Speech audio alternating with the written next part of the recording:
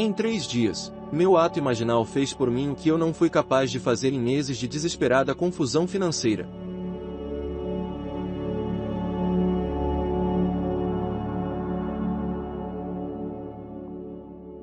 Este é mais um vídeo da série A Imaginação Cria Sua Realidade, da obra de Neville Goddard. Se quiser acompanhar todos os vídeos, basta acessar a playlist completa na descrição. Não se esqueça de se inscrever e ativar o sininho para não perder nenhum conteúdo. Gratidão!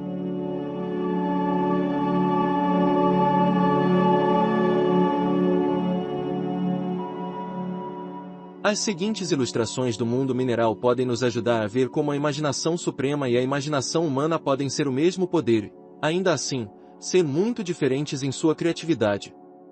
O diamante é o mineral mais duro do mundo. O grafite, usado em lápis, chumbo, é um dos mais macios. No entanto, ambos os minerais são carbono puro. Acredita-se que a vasta diferença nas propriedades das duas formas de carbono seja causada por um arranjo diferente dos átomos de carbono. Mas quer a diferença seja produzida por um arranjo diferente dos átomos de carbono ou não, todos concordam que diamante e grafite são uma substância, carbono puro. O propósito da vida é a realização criativa do desejo. O homem, sem desejo, não poderia existir com eficiência em um mundo de problemas contínuos que exigem soluções contínuas. Um desejo é a consciência de algo que nos falta ou precisamos para tornar a vida mais agradável. Os desejos sempre têm em vista algum ganho pessoal. Quanto maior o ganho antecipado, mais intenso é o desejo. Não há desejo realmente altruísta. Mesmo quando nosso desejo é por outra pessoa, ainda estamos procurando gratificá-lo.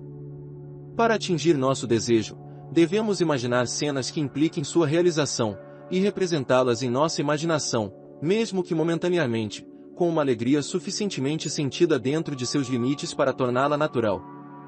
É como uma criança se fantasiando e brincando de rainha. Devemos imaginar que somos o que gostaríamos de ser. Devemos interpretá-lo primeiro na imaginação, não como espectador, como ator. Esta senhora imaginativamente interpretou rainha por estar onde ela queria estar em sua imaginação. Ela era a verdadeira atriz neste teatro. Meu desejo era assistir a uma matinê de um famoso pantomimista que atualmente se apresenta em um dos maiores teatros da nossa cidade. Por causa da natureza íntima dessa arte, eu queria me sentar na orquestra, mas eu não tinha nem o preço de um ingresso de varanda. Na noite em que me decidi a ter esse prazer para mim, na minha imaginação, adormeci observando o maravilhoso artista. Em meu ato imaginal, sentei-me em uma cadeira no centro da orquestra, ouvi os aplausos quando a cortina se ergueu e o artista subiu ao palco, e realmente senti a intensa emoção dessa experiência. No dia seguinte, o dia da apresentação da matinê, minha condição financeira não mudou. Eu tinha exatamente $1,37 na bolsa. Eu sabia que deveria usar o dólar para comprar gasolina para meu carro, o que me deixaria com 37 centavos, mas também sabia que havia dormido fielmente com a sensação de estar naquele espetáculo. Então me vesti para o teatro. Enquanto trocava artigos de uma bolsa para outra, encontrei uma nota de $1,45 em trocos escondidos no bolso da minha bolsa de ópera raramente usada. Eu sorri para mim mesmo, percebendo que o dinheiro da gasolina havia sido dado a mim, o restante do meu ingresso de teatro seria dado a mim. Terminei de me vestir e saí para o teatro. Em pé diante da bilheteria, minha confiança diminuiu quando olhei para os preços e vi $3,75 para assentos de orquestra. Com uma sensação de desânimo, me afastei rapidamente e atravessei a rua em direção a um café para tomar uma xícara de chá. Gastei 16 centavos no meu chá antes de me lembrar de ver o preço dos assentos na varanda na lista de bilheteria. Apressadamente, contei meu troco e descobri que tinha $1,66 restantes. Correndo de volta para o teatro, comprei o assento mais barato disponível, que custava $1,55. Com uma moeda de 10 centavos na bolsa, passei pela entrada e o recepcionista rasgou minha passagem ao meio dizendo, lá em cima, sai, por favor. A apresentação estava prestes a começar, mas ignorando as instruções do assistente, entrei no banheiro feminino do andar principal. Ainda determinado a sentar-me na seção da orquestra, sentei-me, fechei os olhos e mantive minha visão interna fixada no palco, vinda da direção da orquestra. Naquele momento, um grupo de mulheres entrou no banheiro, todas falando ao mesmo tempo, mas eu ouvi apenas uma conversa quando uma mulher falando com seu companheiro, disse, mas eu esperei e esperei até o último momento. Então ela ligou e disse que não poderia ir. Eu teria dado a passagem dela, mas agora é tarde demais. Sem perceber, entreguei ao porteiro os 2 tickets e ele os rasgou ao meio antes que eu pudesse impedi-lo. Quase ri alto. Levantei-me e fui até uma senhora e perguntei se poderia usar o ingresso extra que ela tinha, em vez do assento na varanda que havia comprado. Ela foi charmosa e gentilmente me convidou para participar de sua festa. O ingresso que ela me entregou foi para a sessão da orquestra, assento central, 6 fileiras do palco. Sentei-me naquele assento momentos antes de a cortina subir em uma apresentação que eu tinha testemunhado na noite anterior daquele assento, em minha imaginação. Jr. Devemos realmente ser, na imaginação. Uma coisa é pensar no fim e outra é pensar no fim. Para pensar desde o fim, encenar o fim é criar realidade. As ações internas devem corresponder às ações que realizaríamos fisicamente depois que essas coisas acontecerem. Edward Thomas, D. Milhouse. Para viver com sabedoria, devemos estar cientes de nossa atividade imaginal e cuidar para que ela defina fielmente o fim que desejamos. O mundo é barro, nossa imaginação é o oleiro. Devemos sempre imaginar fins que sejam valiosos ou promissores. Aquele que deseja, mas não age, cria a peste. William Blake. O que é feito flui do que é imaginado. As formas externas revelam a imaginação do homem. O homem é a lançadeira, para cuja busca sinuosa e passagem por esses teares Deus ordenou o movimento, mas não ordenou o descanso. Henry Vaughan. Eu administro uma pequena empresa, propriedade exclusiva, e há alguns anos parecia que meu empreendimento iria terminar em fracasso. Por alguns meses, as vendas caíram de forma constante e me vi em um engarrafamento financeiro, junto com milhares de outros pequenos empresários, já que esse período abrangeu uma das menores recessões em nosso país. Eu estava muito endividado e precisava de pelo menos $3.000 quase imediatamente. Meus auditores me aconselharam a fechar minhas portas e tentar salvar o que pudesse. Em vez disso, voltei-me para minha imaginação. Eu conhecia seu ensino, mas nunca tentei resolver nenhum problema dessa maneira. Eu estava francamente cético em relação à ideia de que a imaginação pode criar a realidade, mas também estava desesperado, e o desespero me forçou a testar seu ensino. Imaginei meu escritório recebendo $4.000 inesperadamente em remessas devidas. Esse dinheiro teria que vir de novos pedidos, pois minhas contas a receber eram praticamente inexistentes, mas isso parecia rebuscado, pois eu não tinha recebido tanto em vendas nos últimos 4 meses ou mais. No entanto, mantive minha imagem imaginal de receber essa quantia de dinheiro continuamente diante de mim por 3 dias. Cedo na quarta manhã, um cliente de quem eu não tinha notícias há meses me ligou pedindo que fosse vê-lo pessoalmente. Eu deveria fazer uma cotação anteriormente fornecida a ele para o maquinário necessário para a sua fábrica. A citação tinha meses, mas eu a tirei de meus arquivos e não perdi tempo em chegar ao escritório dele naquele dia. Eu escrevi o pedido que ele assinou, mas não vi nenhuma ajuda imediata para mim na transação, já que o equipamento que ele queria levaria de 4 a 6 meses para entrega na fábrica, e claro, meu cliente não teve que pagar por ele até a entrega. Agradeci o pedido e me levantei para sair. Ele me parou na porta e me entregou um cheque de pouco mais de $4.000, dizendo, quero pagar pela mercadoria agora, com antecedência, para fins fiscais, você sabe. Você não se importa? Não, eu não me importei. Percebi o que tinha acontecido no momento em que peguei aquele cheque em minhas mãos. Em 3 dias, meu ato imaginal fez por mim o que eu não fui capaz de fazer em meses de desesperada confusão financeira. Eu sei, agora, que a imaginação poderia ter trazido $40.000 para o meu negócio tão facilmente quanto 4.000. LNC. Ó Senhor, Tu és nosso Pai, nós somos o barro, e Tu és nosso oleiro, todos nós somos obra das Tuas mãos. Isaías 64, 8.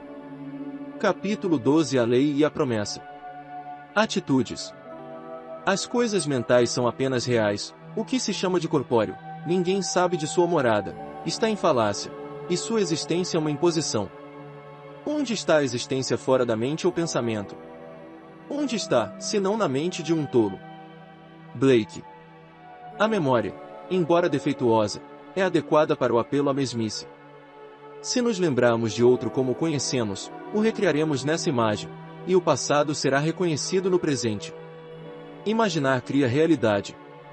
Se houver espaço para melhorias, devemos reconstruí-lo com novos conteúdos. Visualize-o como gostaríamos que fosse, em vez de deixá-lo carregar o fardo de nossa memória dele. Tudo o que é possível acreditar é uma imagem da verdade. Blake.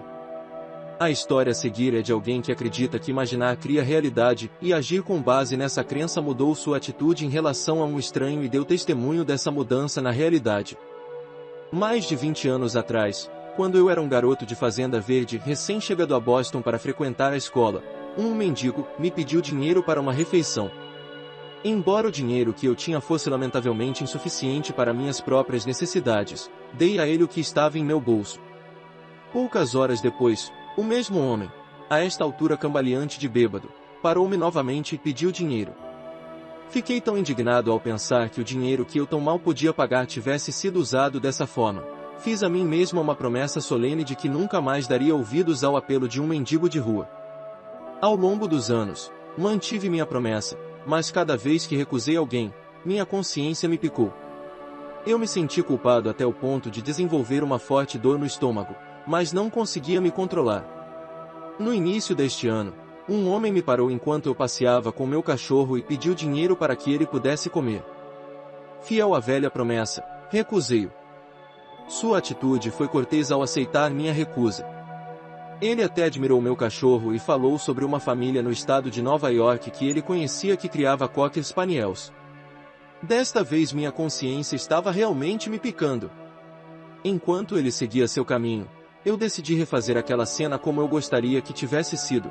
Então parei ali mesmo na rua, fechei meus olhos por apenas alguns momentos e encenei a cena de forma diferente. Na minha imaginação, o mesmo homem se aproximou de mim, só que dessa vez ele abriu a conversa admirando meu cachorro. Depois de conversarmos por um momento, fiz com que ele dissesse: "Não gosto de perguntar isso, mas preciso mesmo de algo para comer. Tenho um trabalho que começa amanhã de manhã, mas estou desempregado e esta noite estou com fome." Então, coloquei a mão no bolso imaginário, tirei uma nota de $5 imaginária e alegremente dei a ele. Esse ato imaginal dissolveu imediatamente o sentimento de culpa e a dor. Sei pelo seu ensino que um ato imaginal é um fato, então eu sabia que poderia conceder a qualquer um o que ele pedisse e pela fé no ato imaginal, consentir com a realidade de ele tê-lo. 4 meses depois, quando eu estava novamente passeando com meu cachorro, o mesmo homem se aproximou de mim e iniciou a conversa admirando meu cachorro. "Aqui está um cachorro lindo", disse ele. "Jovem, suponho que você não se lembre de mim, mas há algum tempo eu te pedi algum dinheiro e você gentilmente disse não. Eu digo gentilmente, porque se você tivesse me dado, eu ainda estaria pedindo dinheiro. Em vez disso, consegui um emprego na manhã seguinte, e agora estou de pé e tenho um pouco de respeito próprio de novo. Eu sabia que seu trabalho era um fato quando o imaginei naquela noite, cerca de 4 meses antes, mas não vou negar que foi imensa a satisfação em tê-lo aparecido em carne e osso para confirmá-lo. FB. Eu não tenho prata e ouro, mas eu dou a você o que tenho." Atos 3, 6. Nenhum deve ser descartado, todos devem ser salvos, e nossa imaginação remodelando a memória é o processo pelo qual essa salvação é realizada. Condenar o homem por ter se perdido é punir o já castigado. Oh, de quem terei pena, se não tiver pena do pecador que se extraviou? William Blake, Jerusalém. Não o que o homem era, mas o que ele pode se tornar deve ser nossa atividade imaginal. Você não se lembra da Doce Alice, Ben Bolt, Doce Alice cujo cabelo era tão castanho, que chorou de alegria quando você sorriu para ela, e tremeu de medo com a sua carranca? George du Maurier. Se não imaginarmos nada pior dele do que ele mesmo, ele seria considerado excelente. Não é um homem no seu melhor, mas o imaginista exercitando o espírito de perdão que realiza o milagre. Imaginar com novos conteúdos transformou tanto o homem que pediu quanto o homem que deu. A imaginação ainda não teve o seu devido valor nos sistemas dos moralistas e dos educadores. Quando isso acontecer, haverá a abertura da prisão para os que estão presos. É 61. Nada tem existência para nós, exceto pela memória que temos dele, portanto, devemos nos lembrar não como era, a menos, é claro, que fosse totalmente desejável, mas como desejamos que seja. Na medida em que a imaginação é criativa, nossa memória de outra pessoa favorece ou atrapalha, e torna seu caminho para cima ou para baixo mais fácil e rápido. Não existe carvão de caráter tão morto que não brilhe e se inflama se for ligeiramente virado.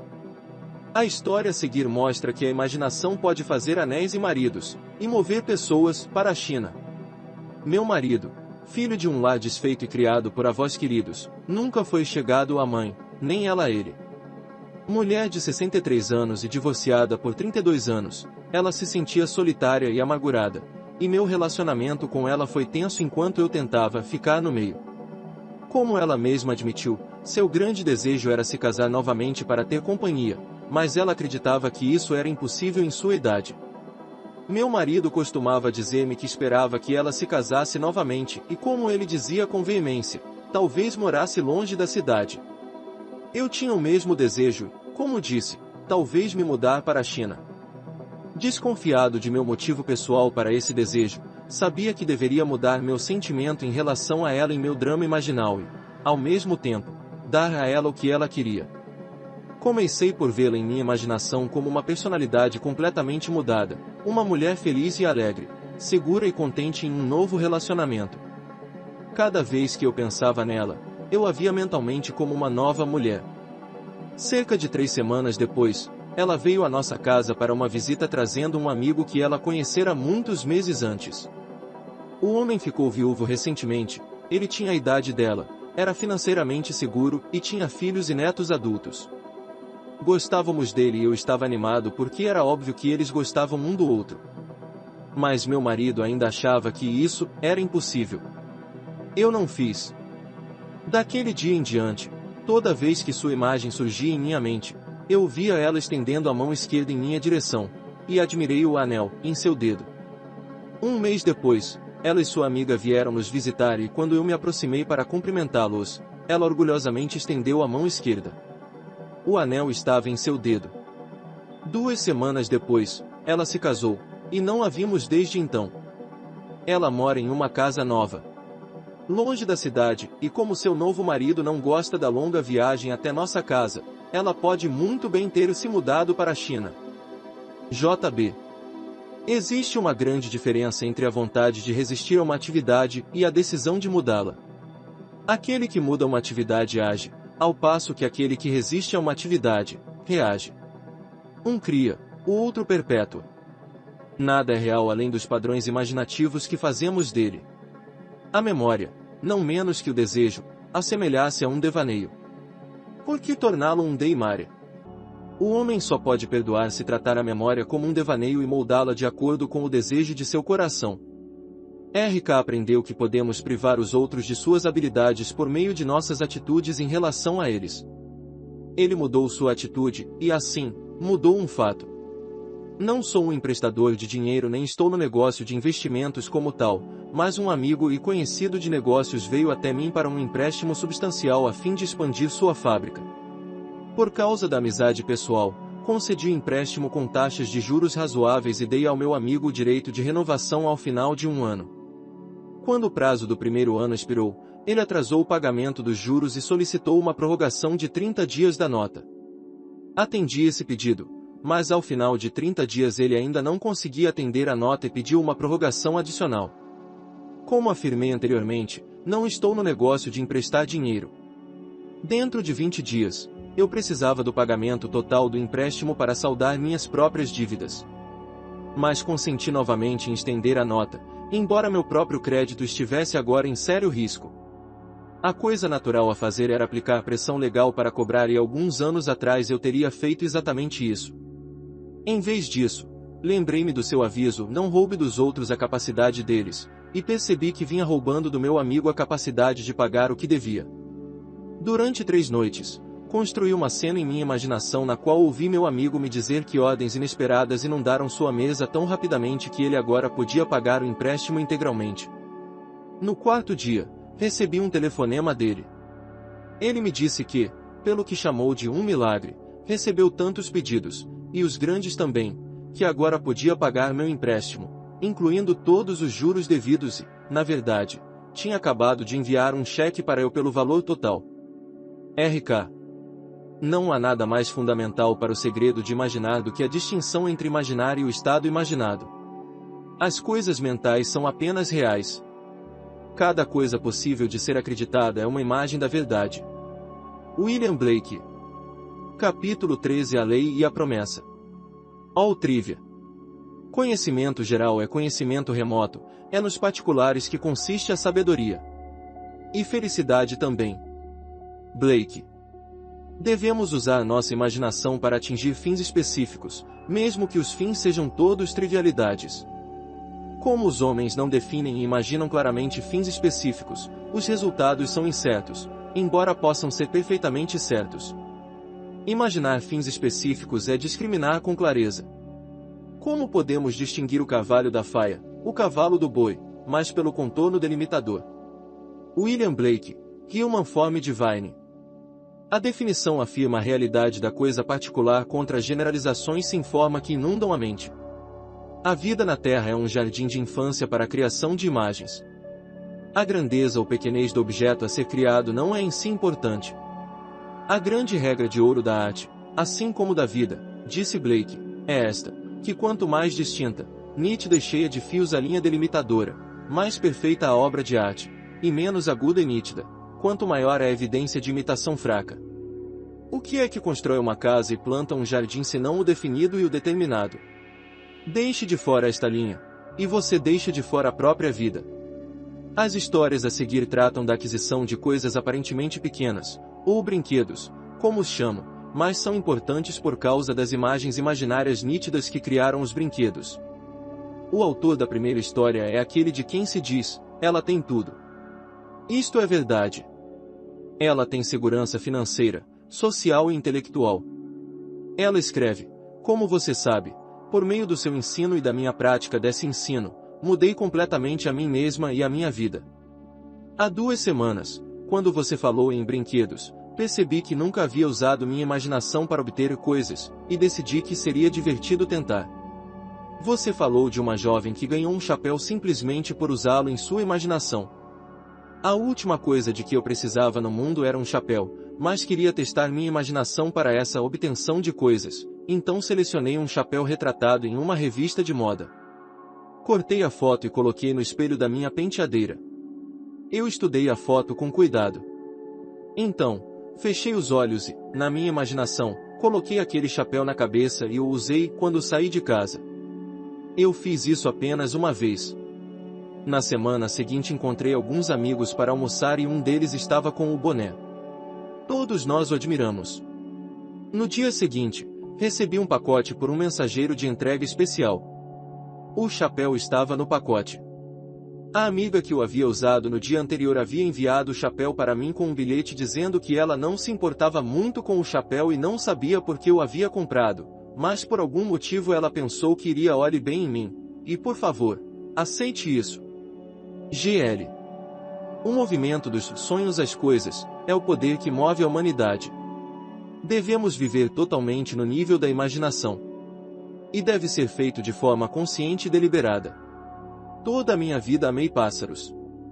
Eu gosto de observá-los, ouvir sua conversa, alimentá-los, e gosto particularmente do pequeno pardal.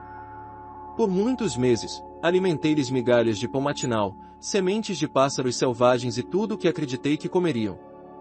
E durante todos esses meses, fiquei frustrado ao observar os pássaros maiores, principalmente os pombos, comandar a área, engolindo a maior parte das sementes boas e deixando as cascas para meus pardais. Usar minha imaginação neste problema me pareceu brincalhão no começo, mas quanto mais eu pensava nisso, mais interessante a ideia se tornava. Então, uma noite eu comecei a ver os passarinhos entrarem para a sua parte completa das ofertas diárias, e eu iria dizer à minha esposa que os pombos não interferiam mais com meus pardais, mas pegavam sua parte como cavalheiros e depois deixavam o área. Continuei esta ação imaginária por quase um mês. Então, uma manhã, percebi que os pombos haviam desaparecido. Os pardais tomaram de jejum sozinhos por alguns dias. Durante aqueles poucos dias, nenhum pássaro maior entrou na área. Eles voltaram eventualmente, mas até hoje nunca mais invadiram a área ocupada por meus pardais. Eles ficam juntos, comendo o que eu coloquei para eles, deixando uma parte inteira da área para meus pequenos amigos.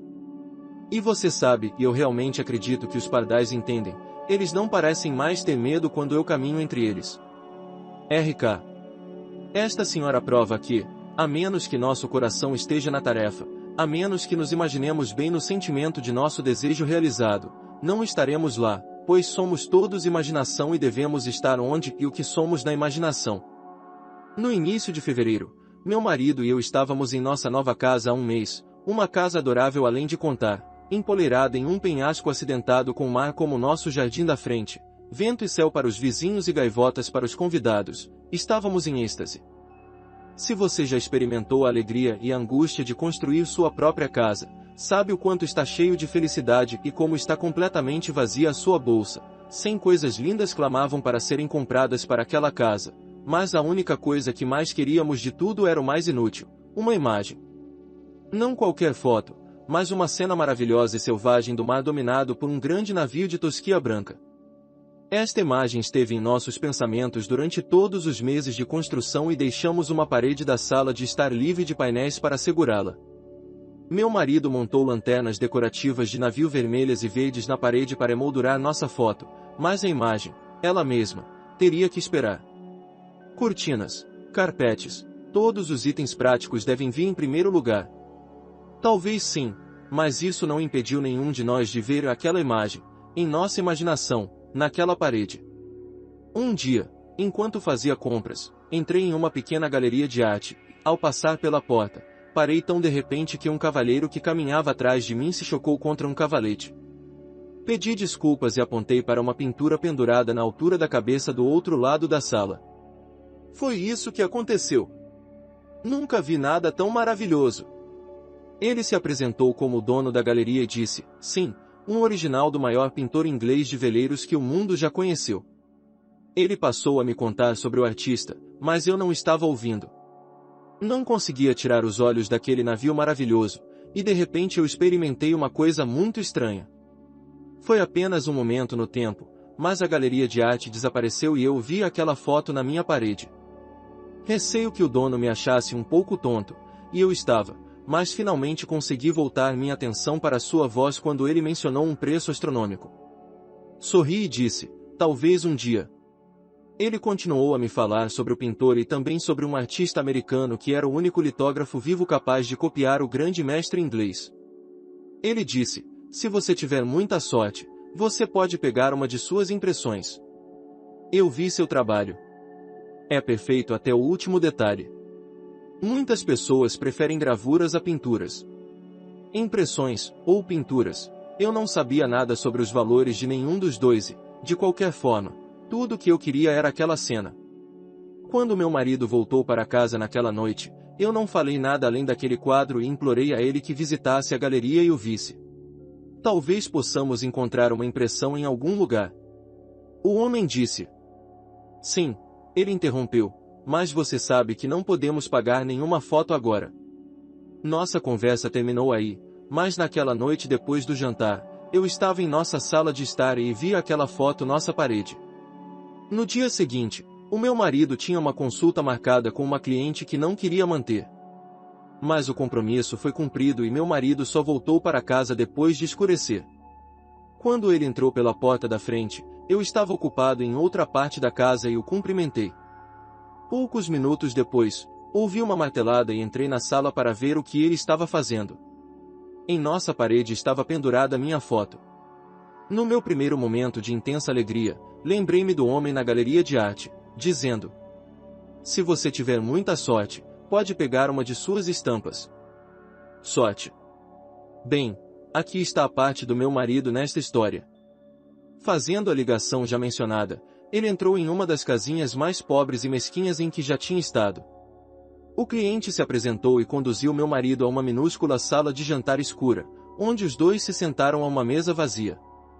Enquanto meu marido colocava sua pasta em cima da mesa, ele ergueu os olhos e viu a foto na parede. Ele me confessou que havia conduzido uma entrevista muito desleixada porque não conseguia tirar os olhos daquela foto. O cliente assinou o contrato e deu como entrada um cheque que, como meu marido acreditava na época, faltava $10. Mencionando esse fato para o cliente, ele disse que o cheque dado foi de cada centavo que ele poderia pagar, mas acrescentou: percebi seu interesse por essa foto.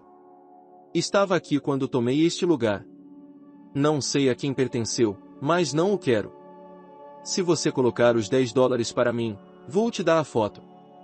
Quando meu marido voltou ao escritório central da empresa, soube que se enganou sobre o valor. Ele não foi cobrado $10. Nossa foto está na nossa parede. E não nos custa nada. De R.L., que escreve a seguinte carta, cabe dizer: na fé, senhora, você tem um coração alegre. William Shakespeare, Mateado About Nothing. Um dia, durante uma greve de ônibus, precisei ir ao centro da cidade e tive que caminhar 10 quarteirões de minha casa até o ônibus mais próximo em operação. Antes de voltar para casa, lembrei que não havia mercado de alimentos nessa nova rota e eu não poderia fazer compras para o jantar. Eu tinha o suficiente para fazer uma refeição de sorte, mas precisava de pão. Depois de fazer compras o dia todo, os 10 quarteirões de volta da linha de ônibus foi tudo que eu consegui. Ir ainda mais longe para comprar pão estava fora de questão. Fiquei imóvel por um momento e permiti que uma visão de pão dançasse em minha cabeça. Então eu comecei a ir para casa. Quando entrei no ônibus, estava tão cansado que agarrei o primeiro assento disponível e quase sentei em um saco de papel. Agora, em um ônibus lotado, passageiros cansados raramente olham diretamente um para o outro. Então, sendo naturalmente curioso, dei uma espiada na mala. Claro que era um pão, não qualquer pão, mas a mesma marca de pão que sempre compro. R.L. Ninharias, todas ninharias, mas eles produziam suas curiosidades sem preço. A imaginação realizou essas coisas sem os meios geralmente considerados necessários para fazê-lo. O homem avalia a riqueza de uma forma que não guarda relação com os valores reais. Venha, compre vinho e leite sem dinheiro e sem preço. Isaías 55, 1. Capítulo 14. A lei e a promessa. O momento criativo. O homem natural não recebe os dons do Espírito de Deus, pois eles são loucura para ele, e ele não é capaz de entendê-los porque eles são discernidos espiritualmente. 1 Cor. 2, 14. Há um momento em cada dia que Satanás não consegue encontrar, nem seus guardiões demoníacos, mas os industriosos encontram este momento e ele se multiplica. E quando ele é encontrado, ele renova a cada momento do dia, se devidamente colocado. Blake. Sempre que imaginamos as coisas como deveriam ser, em vez de como parecem ser, é o momento. Pois naquele momento, a obra do homem espiritual está concluída e todos os grandes eventos do tempo começam a moldar um mundo em harmonia com o padrão alterado daquele momento. Satanás, escreve Blake, é um reator. Ele nunca age, ele apenas reage. E se nossa atitude para com os acontecimentos do dia é reacionária, não estamos fazendo o papel de Satanás. O homem está apenas reagindo em seu estado natural ou de Satanás, ele nunca age ou cria, ele apenas reage ou recria. Um momento criativo real, um sentimento real do desejo realizado, vale mais do que toda a vida natural de reação. Nesse momento, a obra de Deus está concluída. Mais uma vez, podemos dizer com Blake, Deus apenas age e é, nos seres ou homens existentes. O Casamento do Céu e do Inferno, 1793.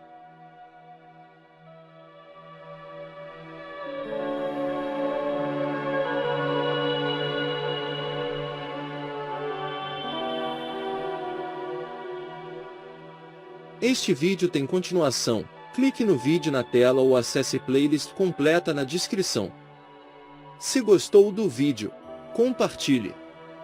E se você chegou até aqui, comente: estou cocriando minha realidade de prosperidade e abundância. Gratidão.